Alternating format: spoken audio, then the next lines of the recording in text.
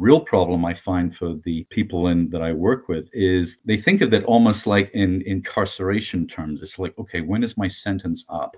When do I get a parole? When does this one-up thing switch that we've, sort of tacitly arranged? When does that flip back to the good old days?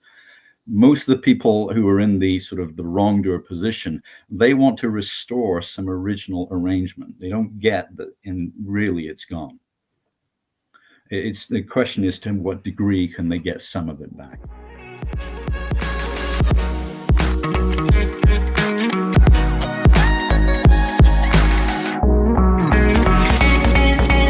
Hello, everybody. I'm here with Graeme Daniels. Graeme, I know I'm a huge fan of the podcast. I think a lot of the guys in the groups are.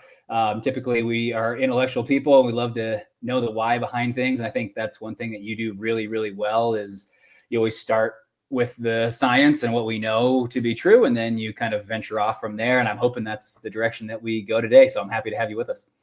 All right. Thank you, Roland. Thanks for having me on. Yeah, you bet. The first topic that I'd like to address is one that's a bit controversial. I think it depends who you talk to. Some people don't consider it controversial. Some people do. And that's the concept of the polygraph. With the attempt of creating some equal ground to stand on between the couple. I'd love for you to give us both sides of the pro and the con of the polygraph from a psychological standpoint, Graeme. The pro and the con of the polygraph. Okay. Interesting how the polygraph has had a role in, say, infidelity and sex addiction treatment that is roughly akin to what, say, urinalysis testing would be in chemical dependency or drug treatment. It's the signifier that the afflicted person, right, the person with the problem behavior, the addict, what have you, and these days there are like multiple terms for that person, is telling the truth, right? Because the big premium is on, are they telling the truth, right? The impacted partner or codependent, whatever you're calling them, says, how do I know I can trust? And it's generally him, right? We could touch on that too, I suppose. But and the value of it is that, I'll be positive about it initially, is that on one or two occasions in the space of, say, a year following what's called discovery, meaning you've discovered an acting out behavior problem pattern, that it can establish a kind of baseline. Is the person telling the truth? The problem is that is multiple. You can get sort of quote unquote addicted to using some artificial external thing to determine whether or not your partner's telling truth. And nobody theoretically thinks that's prescriptive for a lifetime of building trust. Eventually, you're going to have to rely on something other than a machine to determine whether or not you believe, your partner. Secondly, it should be noted there's a bit of a class issue here.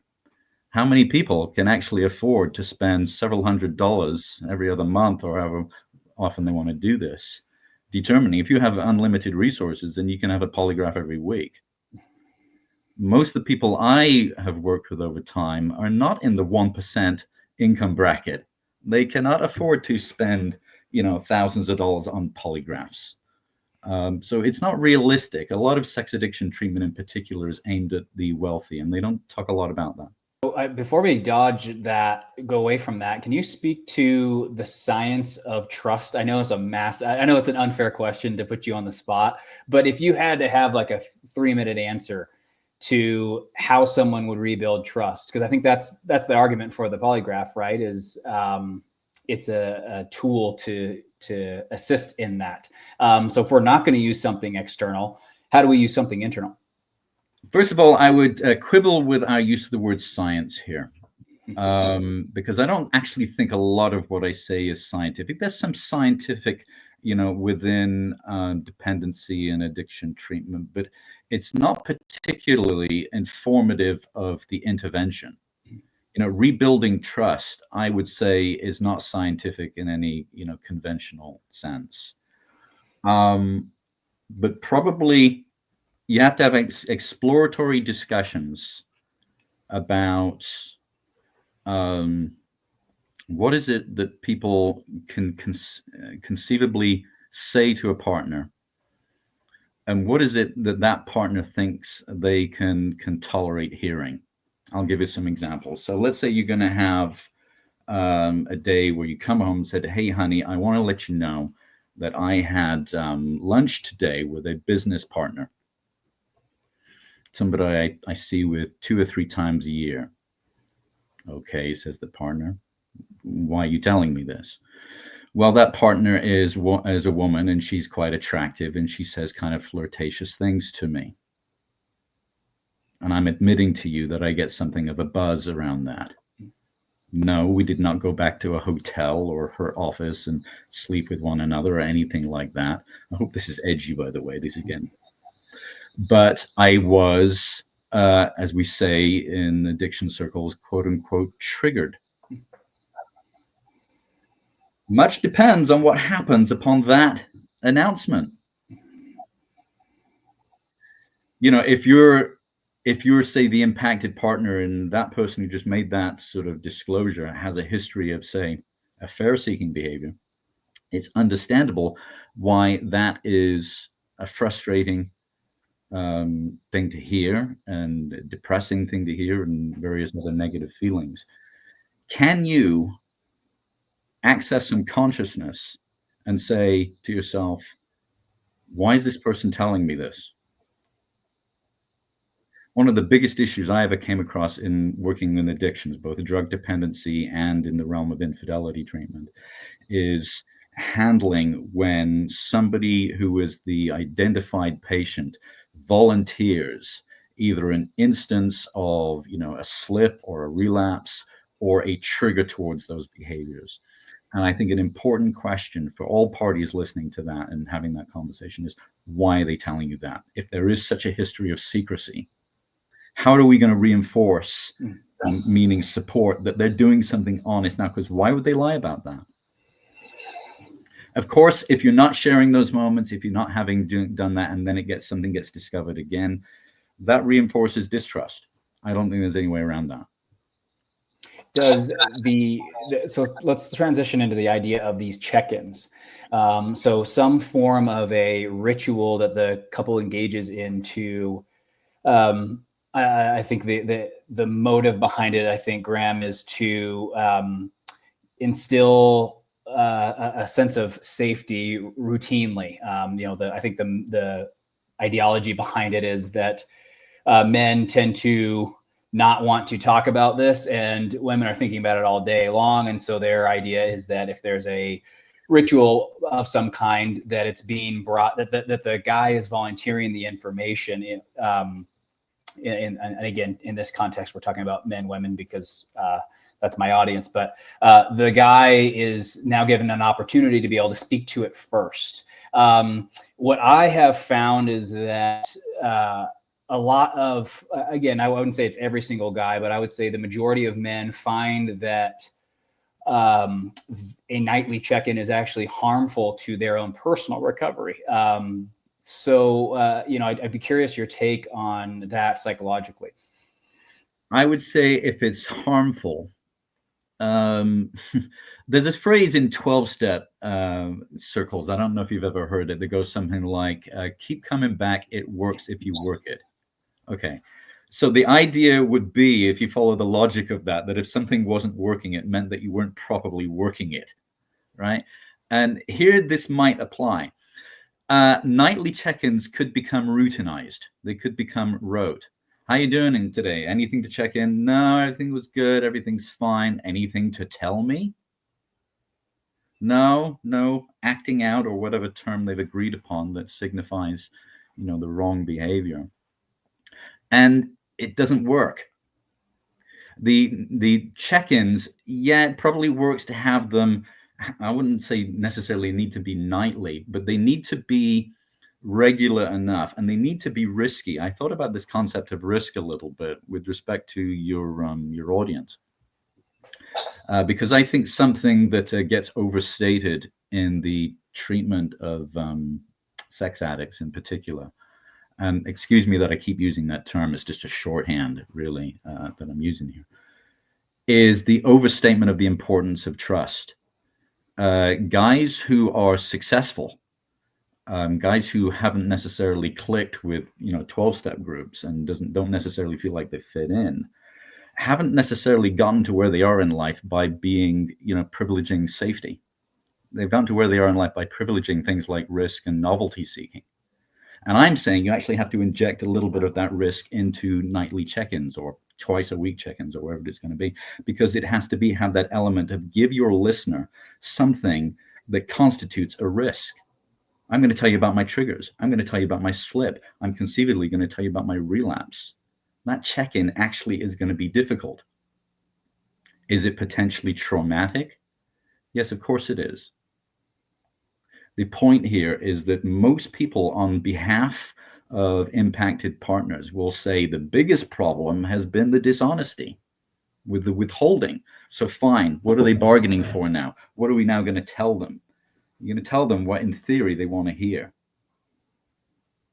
You're going to tell them the truth about what your triggers are, what your slips are. And the idea is that you possibly get used to that, just as they got used to things like hard work. Have you seen in your relational work, is there other times where we intentionally give the other person a one-up over an individual? Is this a common practice in psychology, or is this unique to this particular problem? Yes, but the reason why you're interested in my focus on the why, the reason you'd give somebody the one-up, for most people who are neurotic, it would have to do with guilt. You'd give people the one up because you feel, you're undeserving. You've done something wrong, so I'm going to surrender, my normal sort of persona for a while. This is why short-term treatment programs generally work, because in the aftermath of discovery, you feel guilty. You want to make amends. You want to, correct everything that's wrong and do something like that. So a 2-week program, a month-long problem, yeah, you can do that.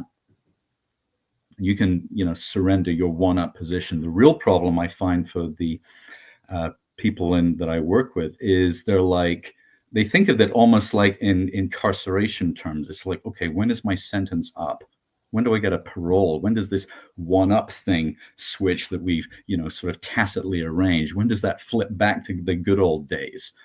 Most of the people who are in the sort of the wrongdoer position, they want to restore some original arrangement. They don't get that, and really it's gone. It's the question is, to what degree can they get some of it back?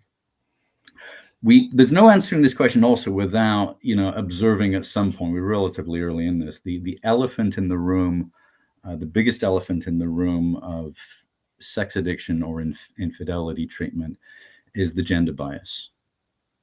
Some practitioners and people in the programs talk as if, it's really only men who are, conducting any kind of sexual misconduct, and women don't seek affairs. They don't even look at pornography, whatever the presumptions are. It is becoming increasingly ridiculous. The secondary purpose of infidelity treatment, which is clearly a critique of masculine ego. And until I would go so far as to say, until sex addiction treatment in particular, really deals with its gender bias, then it will continue to not be taken seriously, in certain quarters of the mental health profession, and especially at the top, because as you probably know, sex addiction is not a recognized label. It's not a recognized diagnostic category.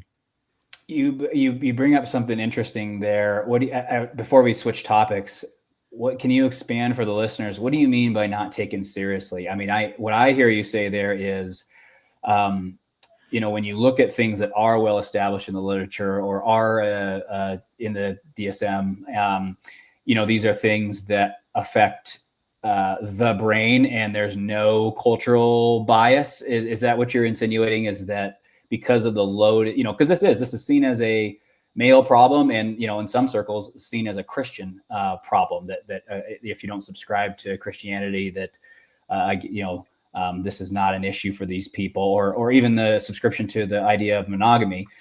Is this kind of what you're referring to? Talk to us about how it won't be taken seriously. I'll be half tongue-in-cheek in answer to your Roland. The governing body of our profession is things like the American Psychiatric Association, not the Catholic Church. Okay. The oldest tradition in modern psychology is psychoanalysis. Most ideas in sex addiction and infidelity treatment are derivative of psychoanalytic theories, whether the pop psychologists who promote their ideas are aware of that or not. If somebody goes on about, say, somebody's adaptive child, they're talking about that. They mean ego. If somebody's going on about somebody's inner critic, they're talking about something called a superego. These are ideas that are derived from the only household name in modern psychology is Sigmund Freud. So they're using theories, and within the world of psychoanalysis and within the world of the American Psychiatric Association, sex addiction doesn't exist as a diagnostic label. That doesn't mean that its ideas are illegitimate. I'm not one of those people who thinks that sex addiction doesn't exist. But it's rather been taken over by a lot of sort of pop psychology sort of ideas. So when you say what's in the literature, what literature? Are we talking about, peer-reviewed, rigorously studied and scrutinized literature? Or are we talking about somebody who's sort of rebranding previous theoretical ideas with terms of their own? And they're able to do it because they are legitimate professionals. I'm not saying that people aren't, licensed clinicians and such. But there's a lot of borrowing of ideas, in this field. And just to touch on something else you were asking earlier, because I didn't answer one point. The bit about partners, impacted partners being blamed for things like infidelity. I think that's true, but I think that is another example of something that's a bit generic and doesn't get particularly nuanced or precise enough. I think one thing that's probably overstated is that the blaming of the impacted partner is around the idea of, were they providing, enough sex, to the person who went and committed an infidelity or some other kind of sexual wrongdoing. I think that's overstated as the reason. I think the blaming that happens in relationship has to do with something that I would hold, and this is an important idea, that both partners are ultimately responsible for. I try to be clear about this because there's a lot of point of confusion. If you are somebody who is a self-identified sex addict, or even if you're not, but you more or less take responsibility for, as I sometimes call it, outsourcing your sexuality to someone else, it's because you didn't deal with what are some relational problems in your committed relationship. You didn't deal with conflict. If you felt, quote, blamed, it's because you probably feel criticized a lot. One thing that's probably true about the assignment of narcissism to a lot of people who act out sexually is that they are particularly sensitive to criticism. They're not failures in life. They're certainly not your audience. They're not failures in the workplace. They don't like not being a hero at home. And if they are attractive people, if they are attractive men, I'll go this far in particular, then they can find someone else who will admire them. And they will sexually act out with them eventually. Now, that's not the impacted partner's problem, but it is a relational problem that ultimately both partners have a responsibility for. You could say there is, what's the term? I'm going to lose it. Not an equal responsibility necessarily. If you are feeling blamed, it's important to, perhaps with some help of, say, a therapist, particularly one who can, talk with you in an in-depth way, to get in touch with what is your struggle in the relationship and what's difficult about dealing with it. And that's really the path forward, I think. And I think that takes time and it takes patience, it takes a commitment, which is why I'm not a particular fan of short-term programs in response to this, because they only get to the superficial layers of guilt, and things like taking polygraph exams. Mm-hmm. Is it, before we get off this, because you brought it up, my population, as you know, narcissism, I think all of them have been called or accused of being a narcissist before. It typically comes out through after the discovery process. It's a term that's used, and at least from what I've heard, it's more than just an effort to hurt their feelings. It's that when the partner's saying this, it really is meant as a diagnosis. Can you just set the record straight here for a common listener when they hear that term? I've had it explained to me multiple times in ways that has been very helpful for me. You know, the difference between having narcissistic tendencies in areas of your life versus being a narcissist. Can we just clear that up for everybody listening? Well, okay, first of all, narcissistic personality disorder is a thing. It is a diagnostic category within the American Psychiatric Association, so I have no complaints here about its legitimacy as a term. Narcissism is a continuum.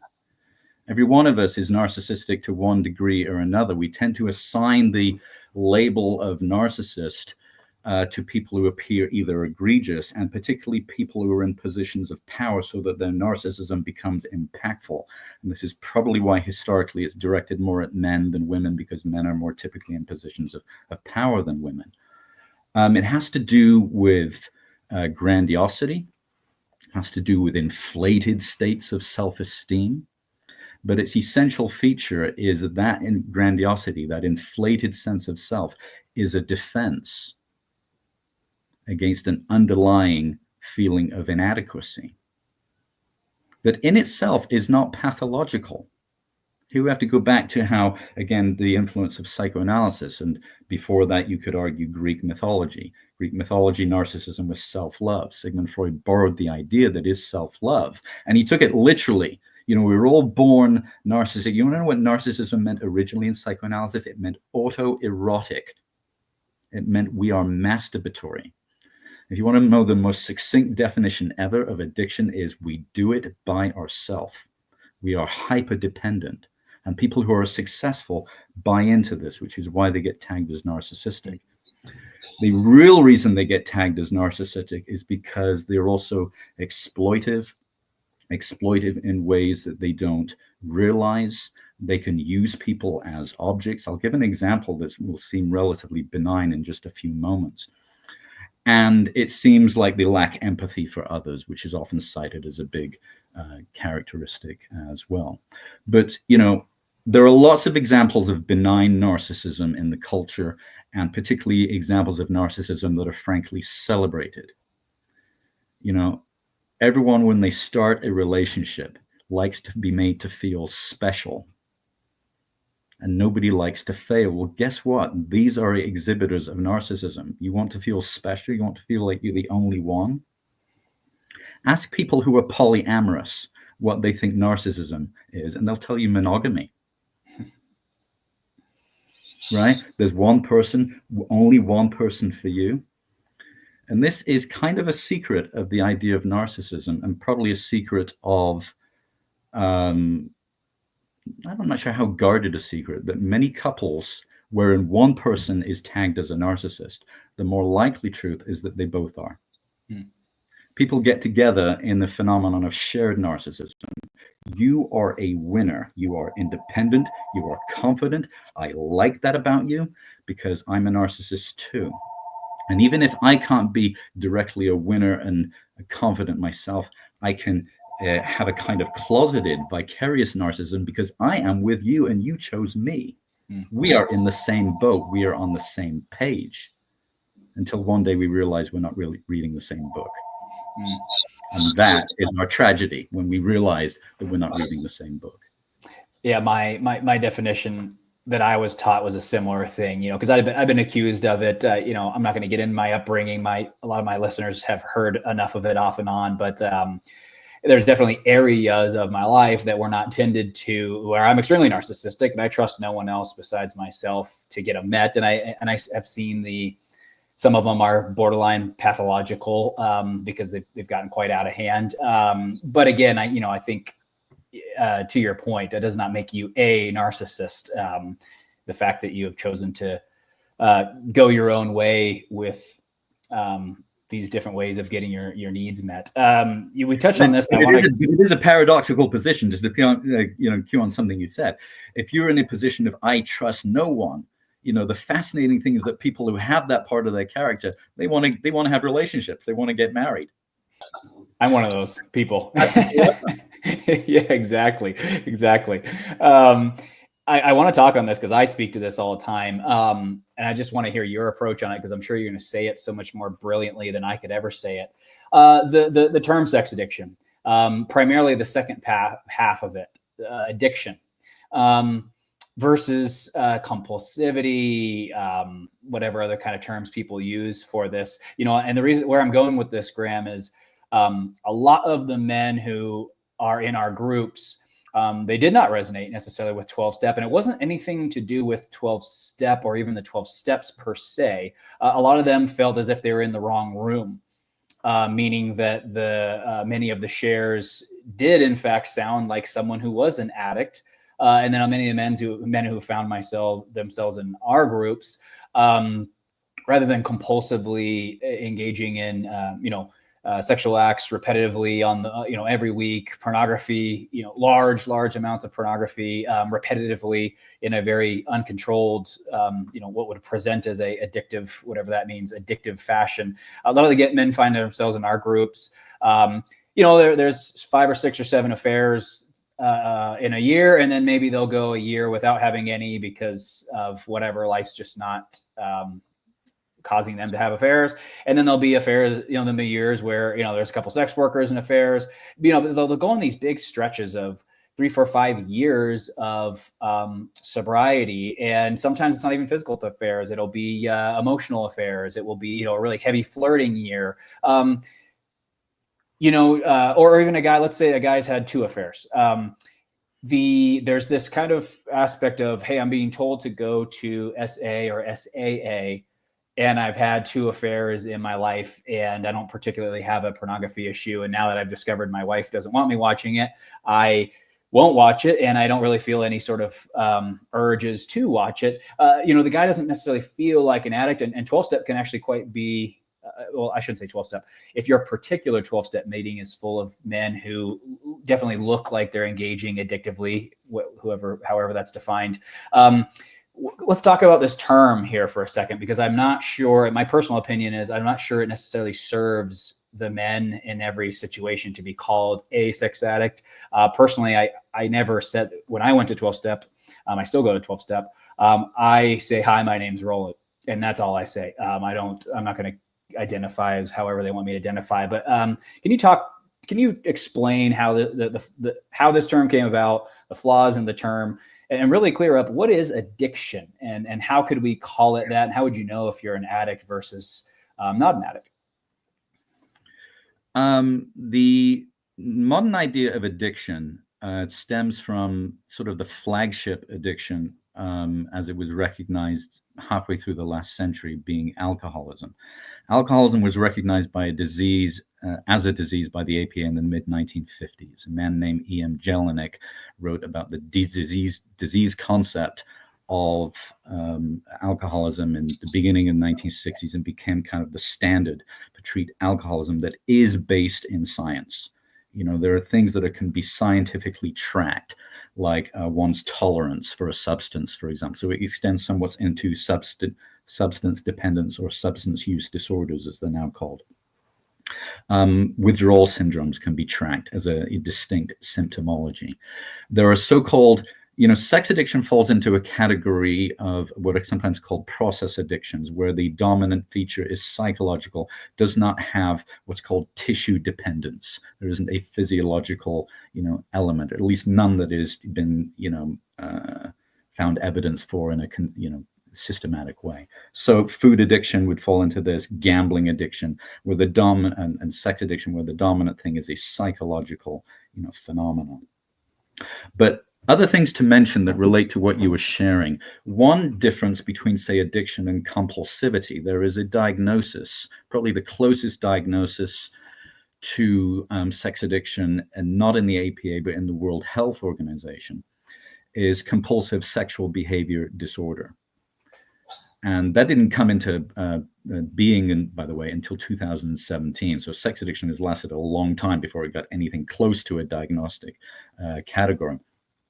But compulsive sexual behavior disorder is like things like major depressive disorder or many other diagnostic categories. They have time parameters. They have you have this disorder for a certain period of time minimally, and you also have it sort of like a parameter, like a period for which it has, and then it can go into like a remission state, like we think of an illness going into a remission state. The culture of addiction, which stems from the 12-step movement that goes back to the 1930s, is to say that the affliction you have has no such temporal parameter. If you're an addict for life. You are not cured. And that's not the element that that's not a factor that the compulsivity assessment term or diagnostic term attends to. You do not have, as far as the WHO, compulsive sexual behavior disorder for the remainder of your life.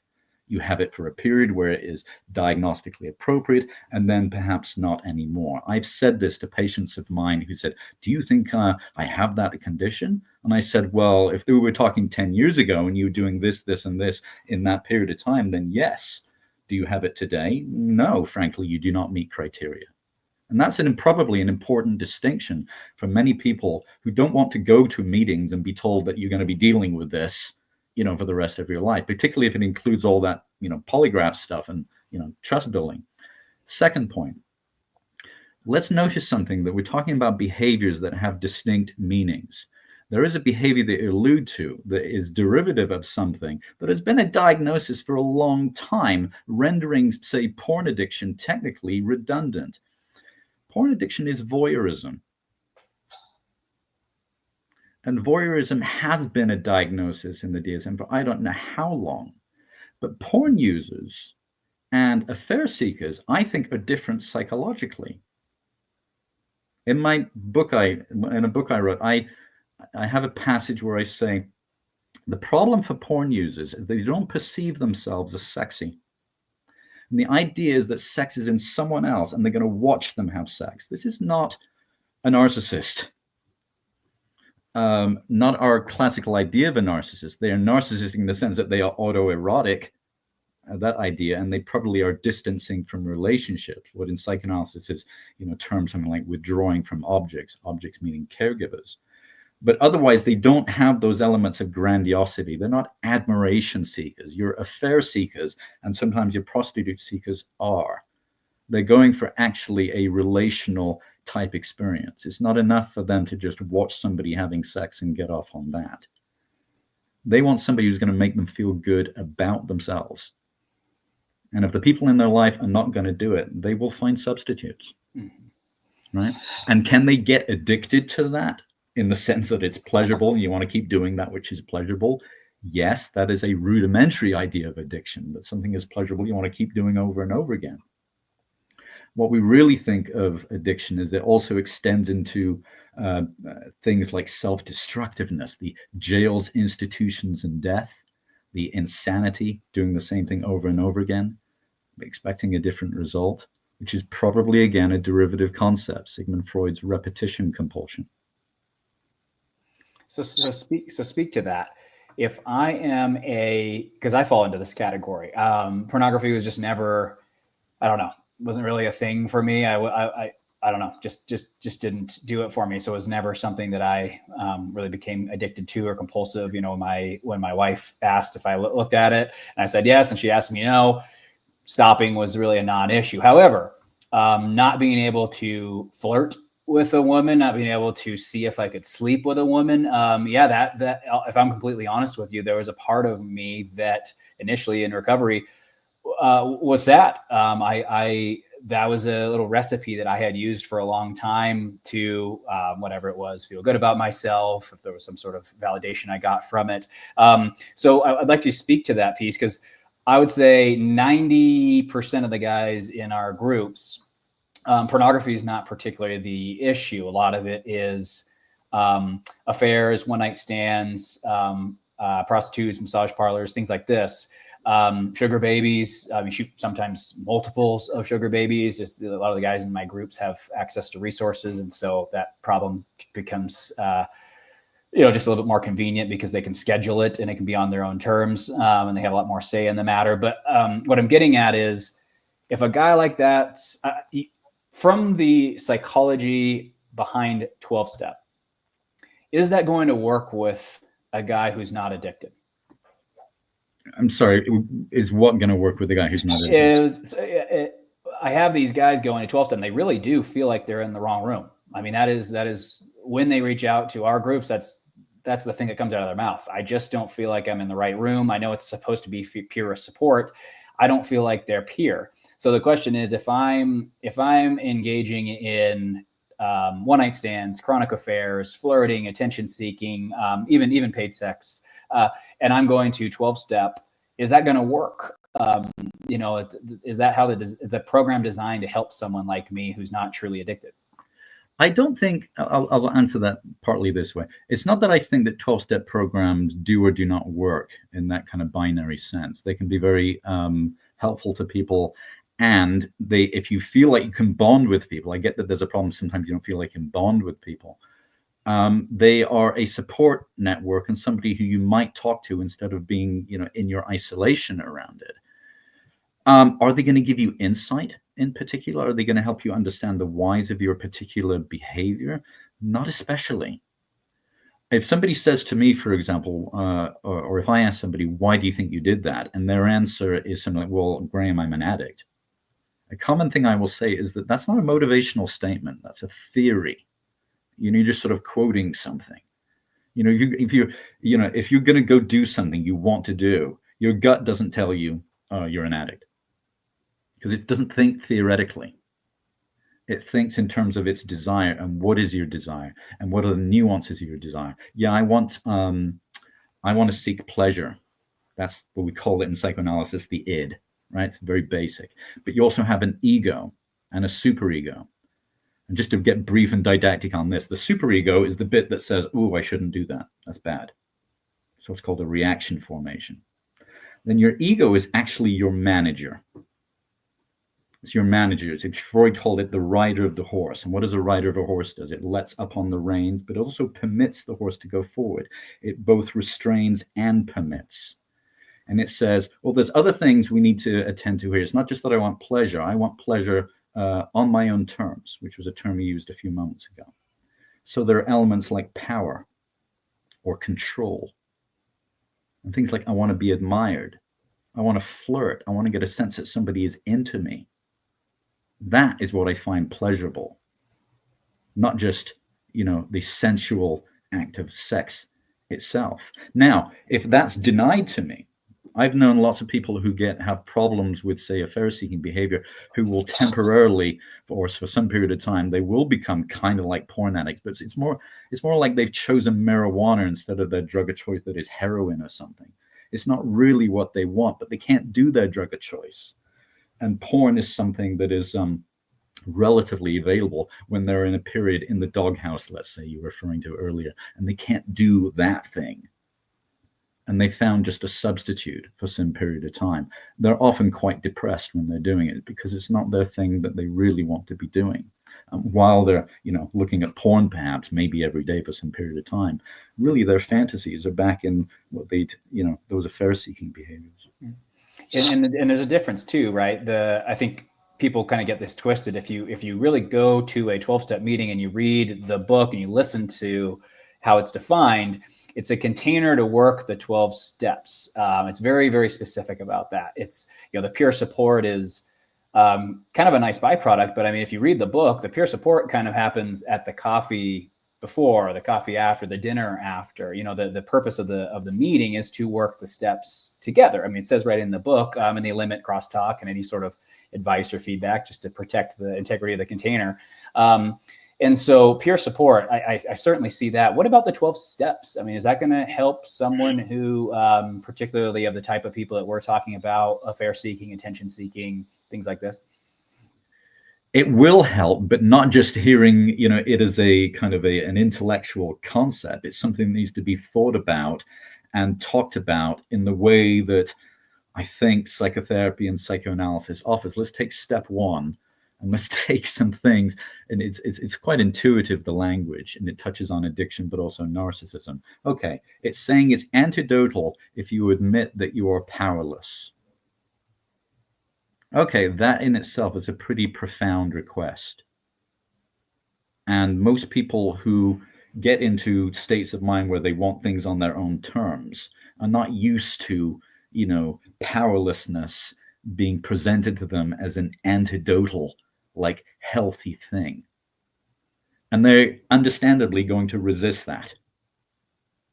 So they need actually kind of a rigorous conversation to happen around that.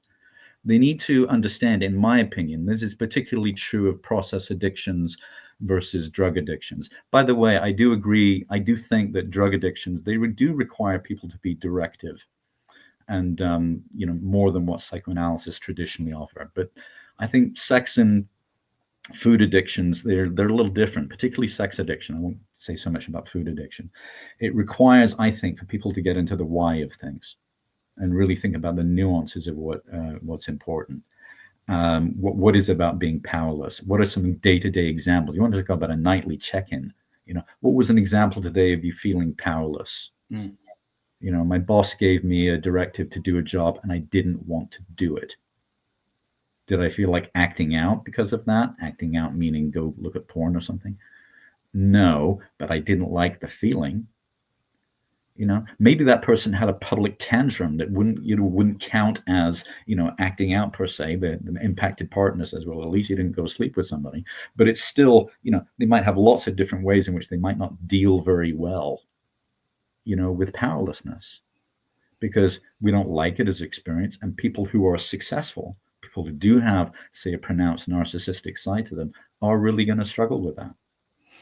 Yeah, I've again, I think the challenge, the interesting thing about those rooms, at least for me, is when I worked the steps, I worked them with my therapist, and it was very helpful to do it.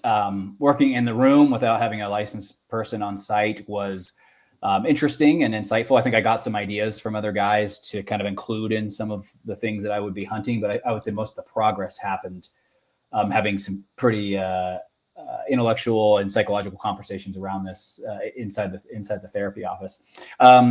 My last question for you, and this one is, I saved this for the end because it was one that I wanted to end on, because I figured I wanted your opinion on it the most, and that's the success and failure rate of this. I don't know if we know what it is. I think the belief is that it's unfortunately low.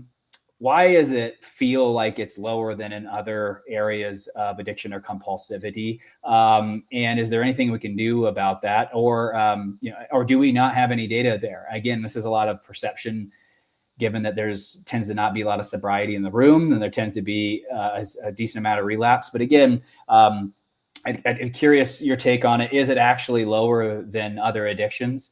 And if it is, why? Well, I think the confounding problems are that it's hard to define success, and it's hard to get reliable information, particularly in the realm, unless we come back to our first talking point, unless we get far more rigorous around polygraph exams. If you define success as somebody consistently, let's say over a year, just to pick a arbitrary temporal period, who consistently passed polygraph exam, and that person and their impacted partner can go, hooray, he hasn't acted out in a year. We defined one idea of success, and that'll be great unless somebody finds out that they managed to cheat the polygraph exam or something. Most indicators of the success of treatment relies upon some kind of outcome study. And timeframes are an issue. Do you need 90 days? Do we need 6 months, a year, 5 years?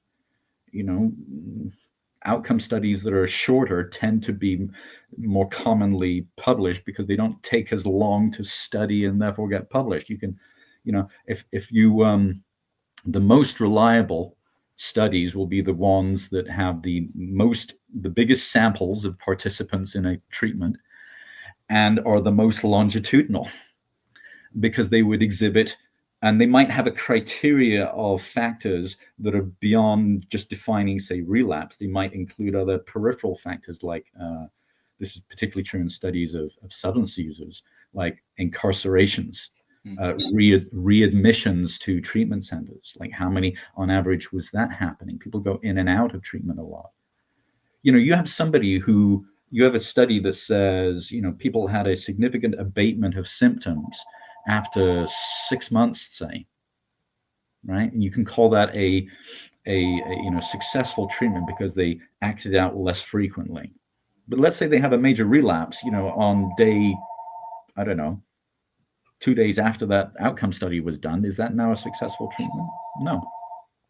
You have somebody who has, let's take another kind of intangible. They are clean and sober, as they might put it. They haven't acted out in their bottom line or their inner circle, as it says in SAA. They haven't looked at porn. They haven't, conducted an affair. They haven't gone to see a sex worker. They haven't done any of that for 5 years. And maybe they're telling the truth. But they still don't feel like they have any trust back in their primary relationship. Is that a successful treatment episode? Again, these are subjective questions. No, it makes sense. It makes sense. It's and people's sobriety definitions are different depending on the couple, right? So I have totally different criteria. Right. Like how much a person has learned about how their mind works on a day-to-day basis, how they make use of other people. I mean, I'll give examples. Just 2 examples to illustrate my point about how people are unconscious and how they deal in relationship. A man who says to me, hey, I'm on Prozac. End of thought. I now have to ask what that means, because this person is not aware that they're not in the habit of doing anything but alerting people as to action steps they take. They do not volunteer their feelings. They don't discuss or reveal the meaning of their statements. They say something like, hey, I just want to let you know I'm on Prozac. And the meaning of what that is and why they're telling it to you is meant for you to figure out. That's my idea of a narcissist.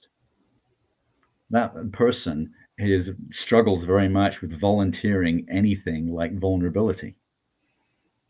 And it would be simple to correct. Let's say, I've been depressed for a long time, therefore I'm on, Prozac. It wouldn't be that hard to do that, but those are the kind of things to notice. A second thing that I think people who are prone to being addicts, and they do have this narcissistic quality about them, they have a tendency to use people in ways that they don't realize. And I don't mean like they exploit them like some, worker who's making 10 cents an hour. I'm not talking about that. I'm talking about that person who you talk to, or you listen to them, let's say, and you listen to them for like an hour. And after that hour, they thank you, profusely for being a part of the conversation. And you say, hey, that's great. Let's do this again. And they're like, no, I think I'm good. I'll give you a call when I need to. And you walk away from that conversation basically feeling like somebody unloaded on you. And that person walks away with very little consciousness that they just used another human being. Mm. Because I would say you just got used like a drug. And by the way, in case you wouldn't, you might infer this, welcome to the life of a psychotherapist. Mm-hmm, mm-hmm, mm-hmm. Yeah, that's true. Coming in, coming out. Yeah, that's a pretty. Hey, I have one more thing came up, and I want you to speak to this before we close. This is more of a personal question. When your behavior is being policed and it actually increases the desire, urge to do it, can you speak to that psychologically? I feel like this happens quite a bit with men, especially struggling in kind of the whole control area. But their behavior starts to be policed. They're doing these nightly check-ins. They have monitoring devices on all of their items. All of a sudden, they find themselves engaging in practices that they never did when they were before they were being policed. And now, not only are they doing it, but they have this urge and desire to do it. There's a lot of guys struggling with that. Why? Psychologically, what's going on? Well, that touches on a concept that, in my opinion, is one of the unrecognized founding ideas in addiction, repetition compulsion. Its basic meaning, I'm going to have to simplify it a little bit, was we repeat things with the idea that we're going to master some old trauma. will repeat negative experiences with the unconscious idea that if we keep repeating it, we'll eventually get this right. Now, an example is, I'll sort of enact it. I have an old thing with authority. I'm always trying to poke authority. I poke the bear. So someone's going to play the bear with me. Sometimes I can appease the bear or the superego if that person is my judge, but really what I want to do is defeat that bear. Mm-hmm. And so when I feel policed, part of me is like, it's on. And my conscious mind is saying, no, remember, you feel guilty and you feel bad and you should not do stuff. I'm sorry, it's on. The reason I bring it up is, well, I grew up in a Mormon family, and I would call it pathological. I don't know if it actually meets the definition. I have a pathological obsession with defiance and rebellion. There's something I get from it. And so when my sexual behavior started becoming policed, man, I'll tell you, Graeme, it activated, and it was so sad too, right? Because here I have all these things that are important to me, and all of a sudden I have this overwhelming urge to rebel and defy. That's the reason I asked you. Is it's and I don't think I'm alone in that. I think there's a lot of men who find that rear their head as they're being monitored in this, and the dynamic is really activating for them. And I'll say it one more time, a lot of women too. Yeah, 100%. Graeme, before you leave, when's your new book come out? And then for people who want to read your old book, what's the title? How do they find it? The title of my old book, an old book here means 2022, is called Getting Real About Sex Addiction. It is sort of twofold. It is partly about helping people understand sex addiction from a kind of variety of points of view, but largely a psychoanalytic point of view. It's about the why of things.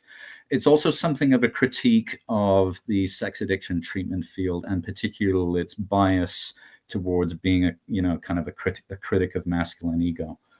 I have another book that's going to be coming out next year. It is more specifically about psychoanalytic training. It's not particularly about addiction, but if people get interested in my thoughts about psychoanalysis, who knows where that will go. So I appreciate you giving me a moment to, say something about those things. Yeah, your book. I loved your book. I'd encourage everybody else to read it. For those of you who Audible, I don't think it's on Audible. I know I went there first, and I actually had a publisher called Roman and Littlefield that is transitioning to being called Bloomsbury. So you'd find the title under my name, and Roman and Littlefield is the publisher of it. Perfect. Thank you so much, Graeme. Thanks for your time, man. I really appreciate it. I know this will be helpful. I really do. I appreciate your approach, and your voice matters in this industry. So I hope you don't leave us anytime soon. All right. Thanks a lot, Roman.